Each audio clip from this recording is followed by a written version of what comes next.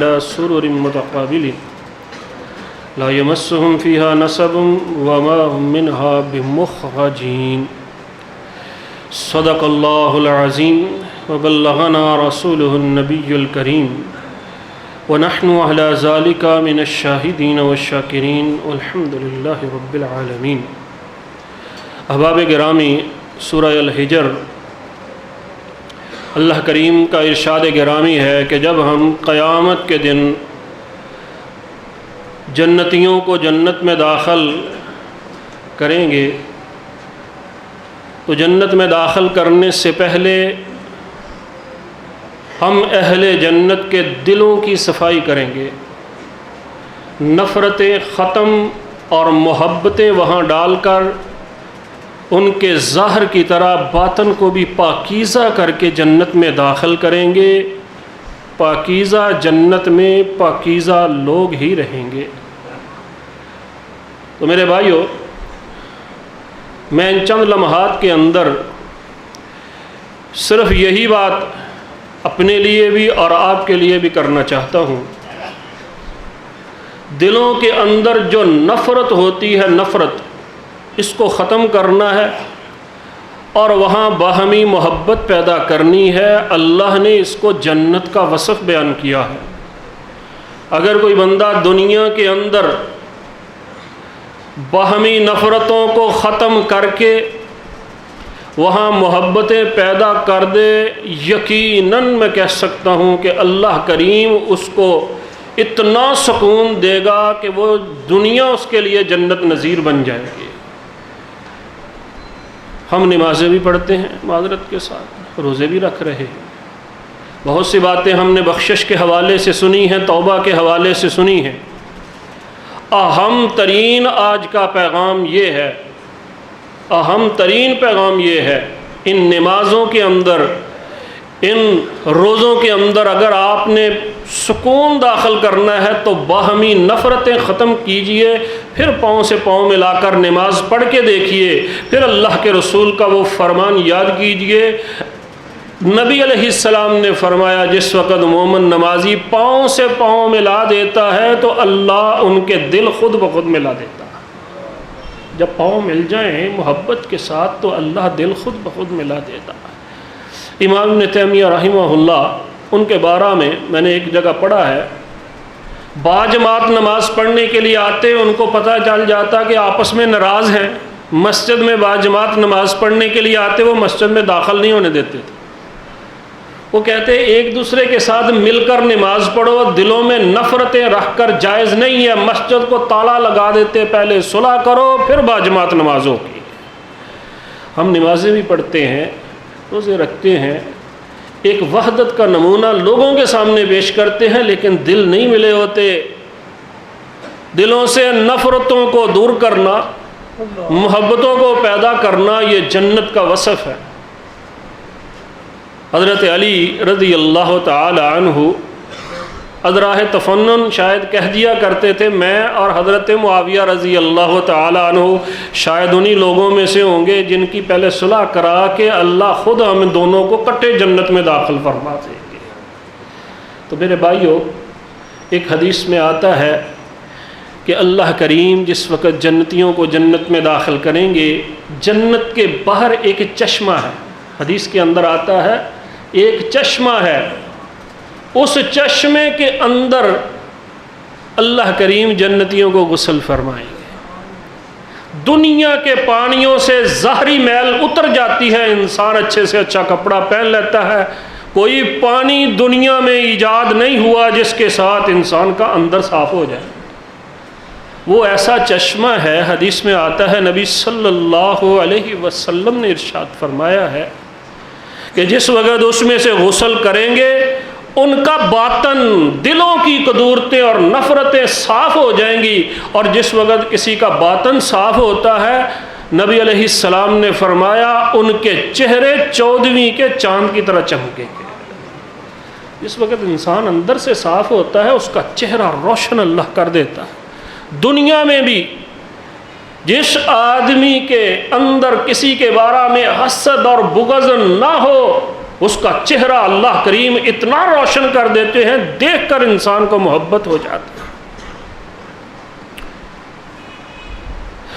نبی علیہ الصلاۃ والسلام کے ایک صحابی، جس وقت ان پر وقت نزع آیا، ابو دجانہ رضی اللہ تعالی عنہ، ان کا چہرہ اتنا ٹمٹما رہا ہے، اتنا روشن ہے، مسکرا رہے ہیں۔ لوگ کہتے ہیں کہ یہ سکرات الموت ہیں اور تیرے چہرے پر اتنی روشنی ہم نے کبھی دیکھی نہیں۔ تو انہوں نے کیا کہا تھا؟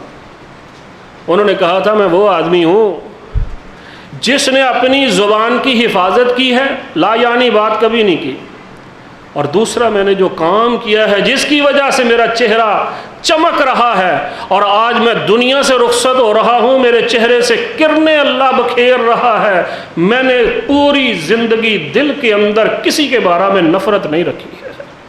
دل کے اندر سے نفرتیں دور کیجئے، وہاں پر محبتوں کو جگہ دیجئے۔ یہ جنت کا وصف ہے۔ اللہ کریم نے تمام اہل جنت کو، اسی لیے قرآن کریم میں موجود ہے علی سرر متقابلین، ایک ہے سائیڈ دے کر کسی کے ساتھ بیٹھنا، ایک ہے ایک دوسرے کے سامنے بیٹھنا۔ علماء نے لکھا ہے سامنے بیٹھنے کا مطلب یہ ہوتا ہے کہ نظروں سے نظریں ملا ہی ہو سکتا ہے جس کے دل میں کدورت نہ ہو، جس کا دل صاف ہو وہی کسی سے نظریں ملاتا ہے۔ جنت کے اندر اللہ نے ایک دوسرے کے ساتھ نہیں، ایک دوسرے کے سامنے بٹھانا ہے، پتہ چلے کہ ان کے دلوں کے اندر ایک دوسرے کے لیے نفرت نہیں ہے۔ یہ اللہ کریم نے سامنے بٹھانا ہے۔ تو میرے بھائیوں، جہاں ہم اور بہت سے کام کر رہے ہیں نیکی کے، کسی سے مشورے کی ضرورت نہیں ہے۔ ہم خود کیوں نہ اپنے دلوں کی صفائی کریں، وہاں سے نفرتوں کا بیج اٹھا کر باہر پھینک دے، کسی کو اس کا فائدہ نقصان نہیں ہے، خود اپنے آپ کو نفع نقصان ہوتا ہے۔ اگر ہم نفرت رکھیں گے نقصان ہوگا، اور اگر ہم دلوں کے اندر حسد بغض، بے لذت ایسا کام ہے کہ انسان اپنی آدھی عمر یہاں گوا بیٹھتا ہے حسد اور بغض کے اندر۔ تو میرے بھائیوں، محبتوں کے ساتھ زندگی گزاریے۔ قیامت کے دن نبی علیہ السلام نے فرمایا ہے، صحیح حدیث ہے جس کو امام احمد نے روایت کیا ہے، کہ حشر کے میدان کے اندر اللہ تعالی، نبی علیہ السلام نے فرمایا اللہ تعالی حشر کے میدان میں عزت بستی کا مسئلہ ہوگا، اللہ سے قرب کا مسئلہ ہوگا، اللہ سے تعلق کا مسئلہ ہوگا، اور ایسا تعلق اور ایسا قرب نبی علیہ السلام نے فرمایا اللہ کریم خود اپنے دائیں جانب نور کے ممبر بنوائیں گے اور کچھ لوگوں کو ان پر براجمان کرا دیں گے۔ آپ نے 2-3 دفعہ یہ بات ارشاد فرمائی، اور ساتھ فرمایا یغبطہم الانبیاء والشہداء، انبیاء اور شہداء بھی رشک کریں گے۔ انبیاء کا مرتبہ بہت بلند، شہداء کا بہت بلند، وہ بھی رشک کریں گے۔ یہ کون لوگ ہیں جو نہ نبی ہیں نہ شہداء ہیں اور ان کا مرتبہ اتنا بلند ہے؟ نبی علیہ السلام جب بیان کر رہے ہیں تو من قاسیت الناس، آخری لوگوں کے اینڈ پر ایک بدوی بیٹھا ہوا تھا، فجسا علی رکبتہ، وہ گھٹنوں کے بل ہو گیا اور اشارہ کیا، فالوا یدہ الی رسول اللہ، اور کہنے لگا یا رسول اللہ انعتہم لنا وجلہم لنا، اللہ کے رسول ذرا بتائیے یہ خوش نصیب کون ہوں گے؟ اللہ کے رسول اتنے خوش ہوئے، اس سوال کا تو مجھے انتظار تھا کہ کون کرے گا۔ ایک بدوی نمبر لے گیا اور اس نے سوال کیا اللہ کے رسول یہ کون لوگ ہوں گے؟ حشر کے میدان کے اندر ہی اللہ کریم ان پر اپنے اتنے فضل فرمائیں گے، اتنے کرم فرمائیں گے، یہ کون لوگ ہوں گے؟ فرمایا ہم من نوازل، آپس میں کوئی رشتہ داری نہیں، بنیادی بات کوئی رشتہ داری نہیں، یہ صرف اور صرف ایک دوسرے سے دنیا میں اپنی زندگی میں صرف محبت کرتے رہے، میری خاطر دلوں سے نفرتیں مٹا کر زندگی گزارتے رہے۔ آج میں نے ان کو نور کے ممبروں پر دائیں جانب جگہ عطا فرمائی ہے۔ یہ وہ لوگ ہیں، کام تو بڑا مشکل، لوگوں سے سن رکھا ہے کہ دلوں کی نفرتوں تو بیت اللہ کے سامنے بیٹھ کر بھی انسان صلح کرے تو دل سے نہیں جانے دیتا، کام ذرا مشکل ہے لیکن انعام بھی بہت بڑا ہے۔ اس لیے میرے بھائیوں، کوئی ملک، کوئی گھر، کوئی گھرانہ اس کے بغیر خوشحال نہیں ہو سکتا، نہیں ہو سکتا۔ اسی لیے نبی صلی اللہ علیہ وسلم نے جس ریاست کی بنیاد رکھی تھی، توجہ طلب بات ہے، ہم میڈیا میں آج کل بہت کچھ دیکھتے اور سنتے ہیں، نبی علیہ السلام نے جس ریاست کی بنیاد رکھی تھی اس کی بنیاد تھی مواخات پر۔ مواخات کا مطلب ہوتا ہے دل سے آپس کی نفرتوں کو، کسی شک شبہ کو ختم کر دینا۔ اور ہم نے تو صرف مواخات مدینہ کا نام سنا ہوگا، اللہ کے رسول جب تک مکہ میں رہے وہاں بھی مواخات قائم تھی۔ زید بن حارثہ کا حضرت حمزہ رضی اللہ تعالیٰ عنہ سے اللہ نے اخوت اور مواخات قائم کی ہوئی تھی۔ یہ مواخات کے بغیر مضبوط ریاست قائم نہیں ہو سکتی، نہیں ہو سکتی۔ اور جس طرح ہم کرنے جا رہے ہیں، اور جس طرح ہم آپس میں لڑ رہے ہیں، اور جس طرح ہم ایک دوسرے کو دشمن بنائے ہوئے ہیں، یہاں پر تو کوئی ریاست بھی قائم نہیں ہو سکتی۔ اللہ کے رسول نے جو ریاست قائم کی اس کی بنیاد ہے محبتوں پر، نہ کہ نفرتوں پر۔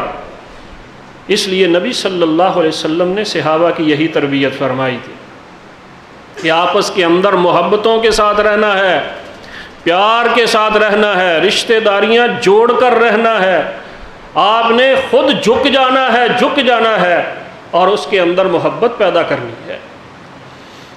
اب اندازہ کیجئے کہ حضرت ابو ہریرہ رضی اللہ تعالی عنہ جیسا انسان جب کسی مجلس میں بیٹھتا تو پہلے ایک اعلان کیا کرتا تھا، ایک اعلان ہوتا تھا کہ میری مجلس کے اندر جو رشتہ داریاں توڑنے والا ہے، اپنے رشتہ داروں میں نفرتیں پھیلانے والا ہے، اٹھ کر چلا جائے۔ حالانکہ نہ نبی کی سیرت، حضور اکرم علیہ السلام کی سیرت، نہ صحابہ کی سیرت سے کسی کو دور کرنا ہے، لیکن وہ اعلان کیے کرتے تھے کہ میری مجلس کے اندر کوئی ایسا آدمی جو قاطع الرحم ہو، رشتہ داریاں توڑنے والا ہو، اٹھ کر چلا جائے۔ کیوں؟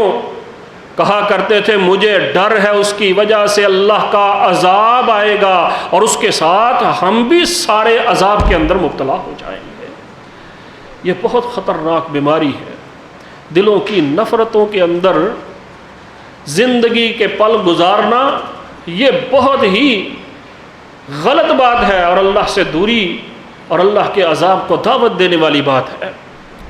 تو میرے بھائیوں، آج کی اس مجلس کے اندر ہم نے یہ بات اچھے طریقے سے سمجھنی، یہ ایک ایسا مسئلہ ہے کسی سے مشورہ کرنے کی ضرورت نہیں ہے۔ تو نبی صلی اللہ علیہ وسلم نے جو سکھایا ہے، کہتے ہیں ابو الدرداء ایک درویش آدمی تھے، صحابی رسول تھے لیکن درویش منش انسان تھے۔ کہتے ہیں ان کی بیوی نے بتایا کہ ان کے میں نے جو دوست احباب تھے گنے وہ 70 آدمی تھے، 70 آدمیوں سے ابو الدرداء کی یاری تھی۔ ابو الدرداء رضی اللہ تعالیٰ عنہ 70 آدمیوں سے دوستی اور یاری تھی، اور ان 70 میں سے ایک بھی ایسا نہیں تھا جس کے دل کے اندر کسی مومن کے بارے میں بغض ہو۔ اگر آپ یہ کام کریں کہ دوست اس کو بنائیں جس کے دل میں حسد اور بغض نہ ہو، حضرت ابو الدرداء رضی اللہ تعالی عنہ ایسے لوگوں کو دوست بنایا کرتے تھے جو کسی کے ساتھ حسد نہیں رکھتا، جو کسی کے ساتھ بغض نہیں رکھتا، جو نفرتوں کے بیج نہیں داخل کرتا۔ تو ایسا آدمی جس کے ساتھ آپ بھی تعلق رکھیں گے، زندگی کے اندر ہم اپنے تعلقات کی ترجیحات بہت غلط انداز سے مقرر کرتے ہیں، دینی اعتبار سے کیجئے، اور خاص طور پر جو مخلص آدمی ہو اس کے ساتھ تو یہ دلوں کے معاملے ہیں جو اللہ کریم نے بنائے ہوئے ہیں، اور اللہ کریم ہی یہاں محبتیں پیدا کرنے والا ہے، اور انسان تو نفرتوں کے اسباب ختم کر دے۔ اب بات آئی ہے رمضان المبارک کی۔ رمضان المبارک کے مہینے میں گناہ بخشوانا، ثواب کمانا، اس کی باتیں ہم نے بہت سن رکھی۔ میں آپ کو یقین کے ساتھ کہہ سکتا ہوں، اصل مقصد جو اللہ نے رمضان کا تقوی، حصول تقوی جس سے اللہ نے منع کیا ہے، اس طرف اگر توجہ کرے تو یاد رکھیے گا رمضان المبارک کے اندر ایک کام ہم ایسا کر سکتے ہیں جو عام دنوں میں نہیں کر سکتے۔ وہ کام یہ ہے، شیطان اللہ تعالیٰ نے باندھ دیے ہوئے، شیطانی راستے یعنی سارے اللہ نے مسدود کر دیے ہوئے ہیں۔ شیطان کا سب سے بڑا کام یہ ہے آپس میں نفرتیں ڈالنا۔ یہ توجہ طرف بار ہے، صحیح حدیث کے اندر موجود ہے، نبی علیہ السلام نے فرمایا، سیدنا جابر بیان کرتے ہیں رضی اللہ تعالی عنہ، کہ شیطان اپنا عرش پانی کے اوپر رکھ دیتا ہے، پھر اپنے چیلوں کو بھیجتا ہے، جاؤ انسانوں کو گمراہ کرو، اور جس وقت وہ رپورٹ دیتے ہیں آ کر، وہ صحیح حدیث میں موجود ہے، ہر ایک کی رپورٹ سنتا ہے، کہتا نہیں تو نے کچھ نہیں کیا، تو نے کچھ نہیں، یہ کہتا میں نے ایک کام کیا ہے، میں نے دو دوست یا میاں بیوی آپس میں جو جڑے ہوئے لوگ تھے، میں نے ایسی نفرت ڈالی ہے کہ وہ آپس میں اب جھگڑا کر رہے ہیں، میاں بیوی کے درمیان میں نے طلاق دلوا دی ہے۔ حدیث میں آتا ہے فَيَلْتَزِمُهُ وَيَقُولُ أَنْتَ وَأَنْتَ، وہ اٹھ کر اس سے معانقہ کرتا ہے، معانقہ، اور کہتا ہے انت و انت، اسی لیے تو میں نے یہ سارا کام کیا تھا کہ لوگوں کے دلوں میں نفرتیں داخل کرو، اب یہ حسد بغض کی بیماری ان میں داخل ہو جائے گی، ایک دوسرے کے خلاف سوچتے رہیں گے، اب یہاں خوشحالی نہیں آ سکتی۔ یہ شیطان کا سب سے بڑا کام ہے۔ اور اگر رمضان المبارک میں اللہ نے شیطانی راستے بند کیے ہوئے ہیں، موقع سے فائدہ اٹھانا چاہیے، موقع سے فائدہ اٹھانا چاہیے کہ اللہ تعالیٰ نے رحمانی راستے کھولے ہوئے ہیں، شیطانی راستے بند کیے ہوئے ہیں، تو کیوں نہ اس سے یہ فائدہ اٹھا لیا جائے کہ رمضان المبارک کے اندر میں سمجھتا ہوں اسی بندے کی اصل عید ہوگی جو اس رمضان کے اندر سوچے کہ مجھ سے ناراض میرا بھائی کون سا ہے، میرا رشتہ دار کون سا ہے، اور اس سے میں خود صلح کر لوں۔ نبی علیہ السلام نے فرمایا خیرکم من بدأ بالسلام، تم میں سے بہتر وہ ہے جو خود صلح کے لیے اپنے آپ کو پیش کر دے، جو خود صلح کے لیے اپنے آپ کو پیش کر دے۔ مت سمجھے کہ میری اس کے اندر بے عزتی ہے، بلکہ قرآن و سنت کے اندر تو ایک حل بھی اس کا موجود ہے۔ صحیح مسلم کی روایت ہے، شاید بخاری کے اندر بھی موجود ہے، کہ ایک دفعہ حضرت عائشہ رضی اللہ تعالی عنہا کا اپنی بہن اسماء کے بیٹے عبداللہ بن زبیر سے کچھ معاملہ ناچاکی کا بن گیا، اور معاملہ بھی ایسا تھا، حضرت عائشہ رضی اللہ تعالیٰ عنہ بہت زیادہ خرچ کرتی تھی۔ عبداللہ کہنے لگے کہ اگر مجھے پتہ چلا کہ آئندہ اتنا خرچ کیا ہے تو میں جس طرح ہم کہتے ہیں اکاؤنٹ فریز کر دوں گا، آپ خرچ نہیں کر سکتی۔ یہ بات سنی تو حضرت عائشہ کو بہت غصہ آ گیا، ناراضگی شروع ہو گئی، اور کہنے لگی، نظر مان لی کہ میں نے اس سے قسم کی بات ہے کہ بات ہی نہیں کرنی۔ اب اندازہ کیجئے عبداللہ بن زبیر اور دوسری طرف حضرت عائشہ رضی اللہ تعالی عنہ، اور صحابہ ہوں، اور کتنی دیر صبر کر سکتے تھے۔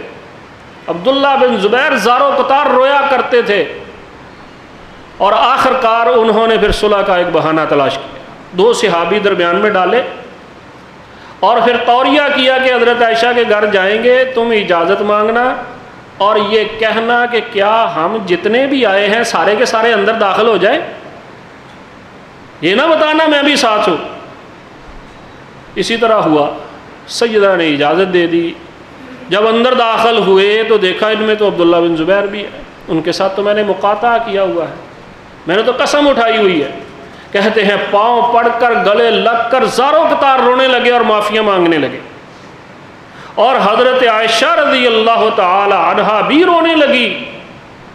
اس طرح کر کے جب ایک دوسرے کے ساتھ رشتے بحال ہوتے ہیں دل کے اندر سے، کہتے ہیں میں نے تو قسم اٹھائی تھی، اور قسم یہ تھی کہ تیرے ساتھ بات نہیں کروں گی، اب میں اپنی قسم کو توڑتی ہوں، ایک غلام آزاد کرنا ہے، لیکن حضرت عائشہ نے 40 غلام آزاد کیے تھے کہ میرا بیٹا، میرا بچہ مجھے مل گیا۔ یہ ان کا بیٹا تھا عبداللہ بن زبیر رضی اللہ تعالی۔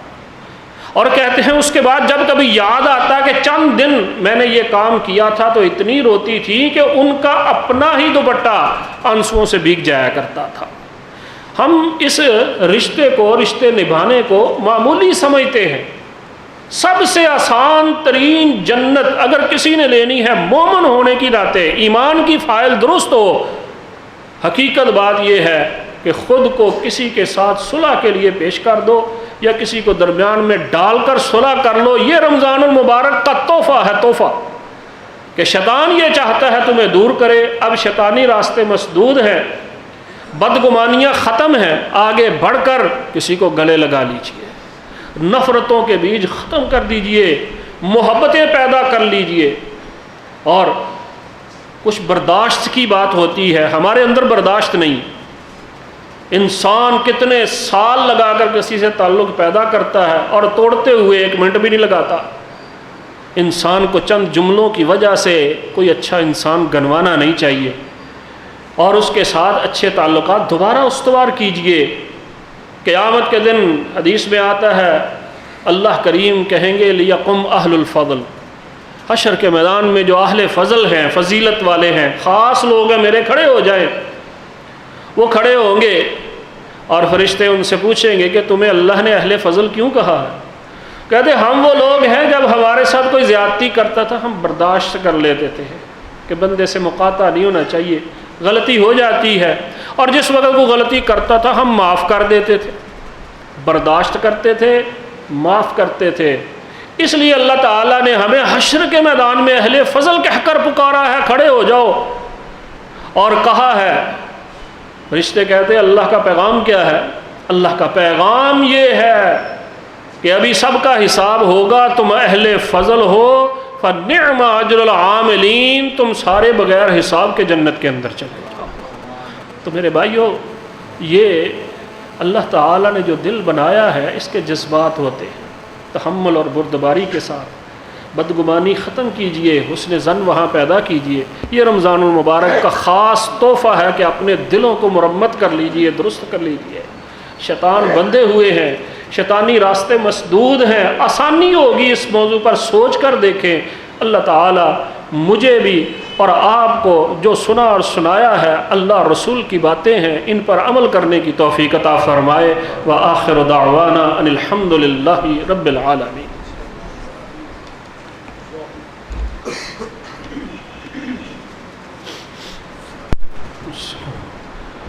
الحمد لله سيد الرسل وخاتم الأنبياء والمرسلين، اللهم صل على محمد وعلى آل محمد كما صليت على إبراهيم وعلى آل إبراهيم إنك حميد مجيد، اللهم بارك على محمد وعلى آل محمد كما باركت على إبراهيم وعلى آل إبراهيم إنك حميد مجيد۔ ربنا آتنا في الدنيا حسنة وفي الآخرة حسنة وقنا عذاب النار، اللهم أحسن عاقبتنا في الأمور كلها وأجرنا من خزي الدنيا وعذاب الآخرة، يا ذا الجلال والإكرام، يا حي يا قيوم برحمتك نستغيث، يا شافي الأمراض اشف مرضانا ومرضى المسلمين، يا قاضي الحاجات اقض حاجاتنا وحاجات المسلمين، ربنا ظلمنا أنفسنا وإن لم تغفر لنا وترحمنا لنكونن من الخاسرين، ربنا هب لنا من أزواجنا وذرياتنا قرة أعين واجعلنا للمتقين إماما، ربنا تقبل منا إنك أنت السميع العليم وتب علينا إنك أنت التواب الرحيم، وصلى الله تعالى على خير خلقه محمد وعلى آله وأصحابه أجمعين برحمتك يا أرحم الراحمين، آمين۔